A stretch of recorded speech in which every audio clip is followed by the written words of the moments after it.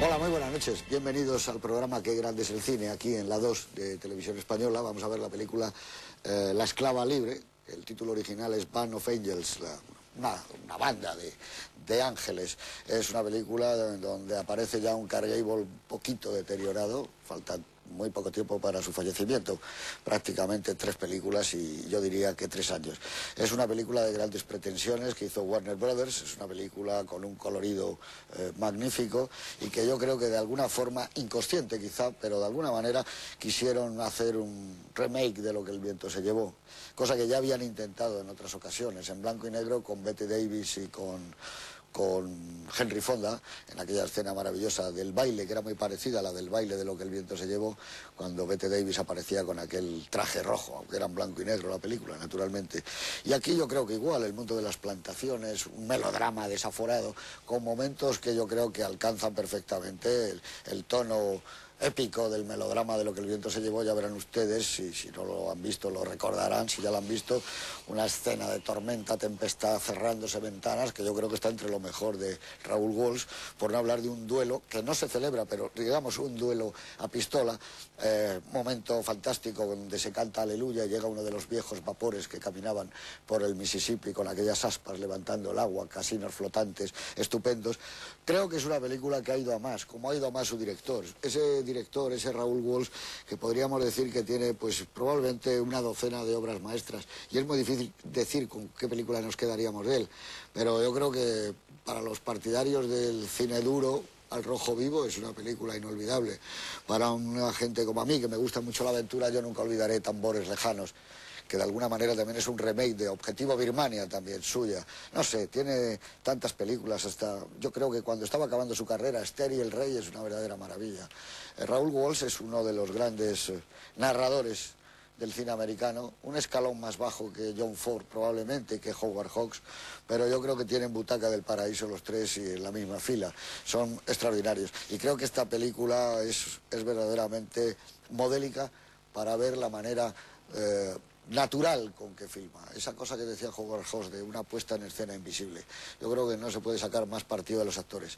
Y antes de pasarle el testigo a mi amigo Eduardo Torres Dulce, muy buenas noches. Hola, José Luis, buenas noches. Quiero decir que yo no he visto jamás en mi vida más guapa a Ivonne de Carlo. Es una maravilla cómo le sientan esos trajes y esos vestidos a esa señorita. ¿De qué están hechas las chicas, ¿no? ¿De qué están hechas las niñas? De azúcar y de especias, ¿no? Que es una preciosa frase. Bueno, pues yo creo que Ivonne de Carlo en esta película estaba hecho de eso y de una carnalidad como pocas veces ha visto en una pantalla. La esclava libre. Pues te tengo que agradecer estar aquí esta noche, porque desde que la vi cuando era muy niño, La esclava libre, probablemente voy a decir un sacrilegio, me gusta tanto o más que Lo que el viento se llevó. Probablemente es una película de menor amplitud de producción, no tiene detrás a ese genio de la producción obsesivo como era Selznick, pero hay detrás un guionista maravilloso que se llama John Twist, que es autor probablemente de los mejores guiones de Raúl Walsh, y un director que me parece, según avanzan los años, más maravilloso todavía. Raúl Walsh es alguien que empieza prácticamente casi con Griffith, participa incluso en El nacimiento de una nación, una película que tiene mucho que ver con esta película, y hasta el final de sus días, cuando rueda esa película que nos gusta tanto, el western de despedida, Una trompeta lejana, mantiene siempre el mismo espíritu. Llamar a las cosas por su nombre, rodar a las cosas directamente, como tú dices. Es un director del que se hace muy difícil para los que escribimos de cine escribir, porque es de una limpieza, es de una claridad, es de una precisión y además de una brillantez, todo envuelto en la misma política de estudio. Es un hombre de Warner prácticamente toda su vida, que hace productos Warner, salidas de la factoría Warner, pero con un sello absolutamente personal.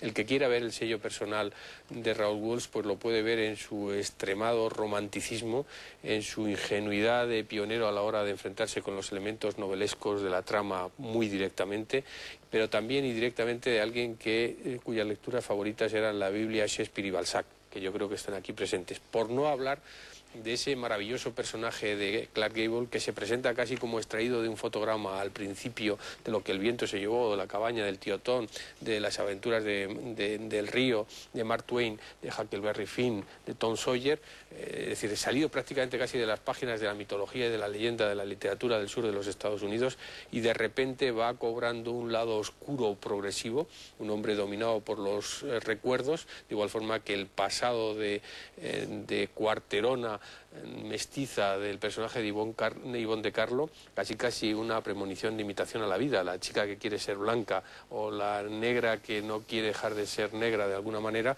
pues ese personaje de Clark Gable empieza a emerger y lo verán perdón, los espectadores en el tercio final, que es casi un personaje del Joseph Conrad del Corazón de las Tinieblas, del Marlou, de la gente que traficaba con negros en el corazón del río Congo, en la costa oeste de África. Me parece que es una película sencillamente maravillosa, rodada con el vigor y el entusiasmo de un joven, con unos actores maravillosos, en el que no solamente está Ivonne de Carlo, sino que está Clark Gable y la colección de actores característicos de la Warner. Me parece que es un verdadero privilegio poder ver La esclava libre al principio del siglo XXI. Muchísimas gracias. John Twiss es el tipo al que Raúl Walsh, cuando escribió con 80 y muchos años su biografía, le dedicó el libro a John Twiss, que fue un compañero suyo.